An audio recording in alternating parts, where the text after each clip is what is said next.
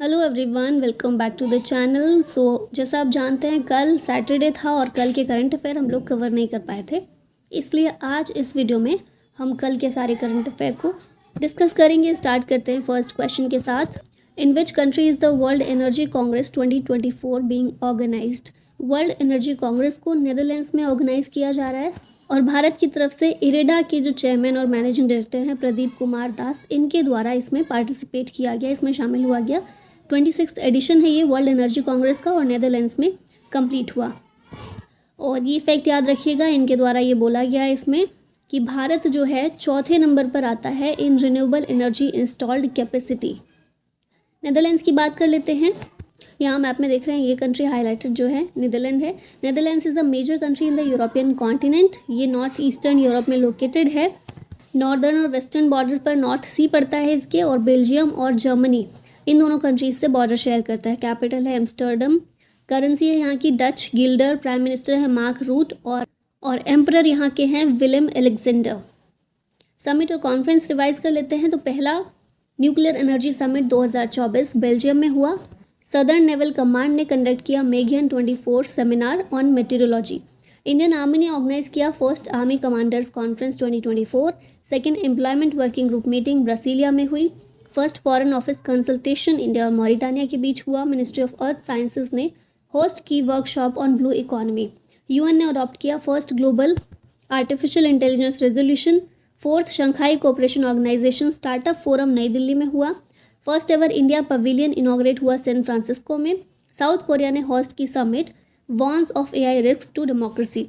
2024 WCA global business forum Bengaluru Karnataka में हुई। और हमारी फाइनेंस मिनिस्टर के द्वारा national conference of enforcement chiefs को ऑर्गेनाइज किया गया। Subramanya Dhareshwar passed away. He was a famous singer of which folk dance? तो यक्षगान जो होता है इसके फेमस सिंगर थे ये, और इनकी अभी रिसेंटली में डेथ हुई है at the age of 67। He was famous as Bhagwat Shreshtha for his wonderful voice. 46 साल से यक्षगान की फील्ड में ये काम कर रहे थे। Yakshagana is a traditional folk dance form famous in the coastal district of Karnataka. Kerala में जो थेयम आर्ट फॉर्म है उसके काफ़ी सिमिलर है ये फोक डांस। ठीक है। Amitabh Chaudhry has been reappointed as the MD and CEO of which bank? तो ये जो हैं एक्सिस बैंक के MD और CEO के रूप में रीअपॉइंट किए गए हैं। तो याद रखिएगा 2025 तक अब यही रहने वाले हैं। एक्सिस बैंक इंडिया का थर्ड लार्जेस्ट प्राइवेट बैंक है by assets after HDFC and ICICI bank. Axis bank को पहले UTI बैंक के नाम से जाना जाता था और 1994 में इसने अपना बैंकिंग ऑपरेशन शुरू किया। 2007 में इसका नाम एक्सिस बैंक कर दिया गया। हेडक्वार्टर है मुंबई महाराष्ट्र में। टैगलाइन है बढ़ती का नाम जिंदगी, और MD और CEO हैं इसके अमिताभ चौधरी। अपॉइंटमेंट्स देखते हैं। वाइस एडमिरल दिनेश कुमार त्रिपाठी हमारे next chief of naval staff हैं। शेख अहमद अब्दुल्ला कुवैत के प्राइम मिनिस्टर हैं। विवेक अग्रवाल FIU इंडिया के डायरेक्टर के रूप में रीअपॉइंट हुए हैं। भारत पे के CEO हैं नलिन नेगी। आइसलैंड के PM है जर्नी बेनेडिक्सन। फिर justice Aniruddha Bose national judicial academy के हेड हैं। अनुराग कुमार जॉइंट डायरेक्टर हैं CBI में। पीटर पेलेग्रिनी स्लोवाकिया के प्रेसिडेंट हैं। श्रीनिवास पलिया विप्रो के CEO हैं। और साइमन हैरिस आयरलैंड के यंगेस्ट PM हैं।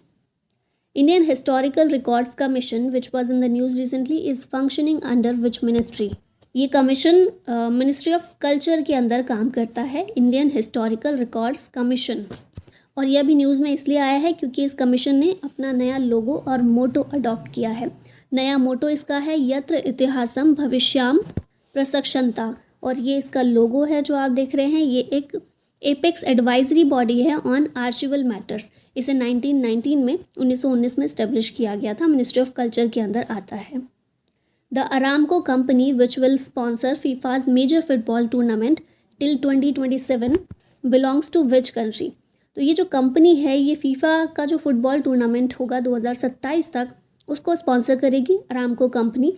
और ये कंपनी कौन सी कंट्री से बिलोंग करती है? तो याद रखिएगा सऊदी अरबिया से। सऊदी अरबियन ऑयल जाइंट है ये। फीफा टूर्नामेंट्स 2027 तक ये स्पॉन्सर करने वाली है।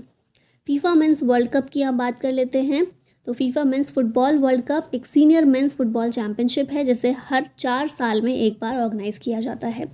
पहला वर्ल्ड कप 1930 में उरुग्वे के द्वारा होस्ट किया गया। 21 वर्ल्ड कप 2022 में कतर में हुआ, अर्जेंटीना ने इसको जीता। 22 वर्ल्ड कप 2026 में होगा और इसे यूएसए, मैक्सिको और कनाडा के द्वारा को होस्ट किया जाएगा। फिर उसके बाद 23 वर्ल्ड कप होगा 2030 में, इसे बहुत सारी कंट्रीज़ मिलकर को होस्ट करेंगी, जैसे कि Spain, Portugal, Morocco, Argentina, Paraguay और उरुग्वे। 3 कॉन्टिनेंट्स की 6 कंट्रीज़ इसको होस्ट करेंगी 2030 में। फिर 24 वर्ल्ड कप 2034 में होगा और इसको सऊदी अरबिया के द्वारा होस्ट किया जाएगा। ब्राज़ील अभी तक मोस्ट सक्सेसफुल टीम है जिसने 5 बार ये वर्ल्ड कप जीता है। फिर इटली और जर्मनी 4 बार ये वर्ल्ड कप जीत चुकी हैं। India's first multipurpose heat and power green hydrogen pilot project was launched in which state. तो इंडिया का पहला मल्टीपर्पस ये प्रोजेक्ट है और हिमाचल प्रदेश में इसको लॉन्च किया गया है।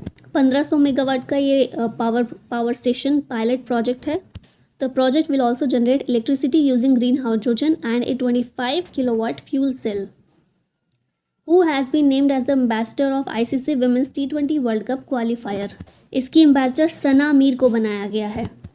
फॉर्मर पाकिस्तान क्रिकेट की कैप्टन ये रह चुकी हैं और ये बनी हैं ICC Women's T20 world cup qualifier की एम्बेसडर।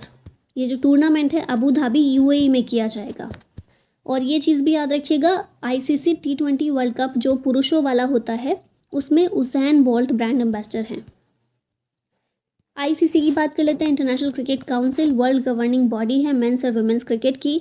1909 में इसे इंपीरियल क्रिकेट कॉन्फ्रेंस के रूप में इस्टेब्लिश किया गया था।